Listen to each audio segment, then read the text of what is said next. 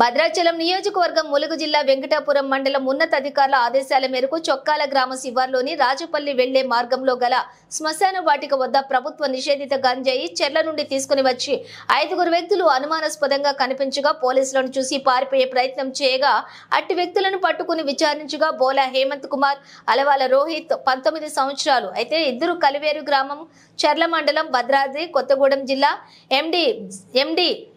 Jabeur చెర్ల మండలం భద్రాద్రి కొత్తగూడెం జిల్లా గారాపు కార్తిక్ 19 సంవత్సరాలు చొక్కాల గ్రామం ములుగు జిల్లా వేల్పుల ఉపేందర్ విఆర్కే పురం వెంకటాపురం మండలం ములుగు జిల్లా వీరిని తనిఖీ చేయగా సుమారుగా హాఫ్ కేజీ గంజాయి దొరికింది। ఈ 5గురికి గంజాయి తాగే అలవాటు ఉందని కూడా దాని వల్లనే స్నేహితులయ్యారని వారి ఆర్థిక అవసరాలకు గంజాయిని అధిక ధరకు అమ్మేవారని ఇట్టి వ్యక్తులపై కేసు నమోదు చేసి వెంకటాపురం సీఐ విచారణ చేస్తున్నారు।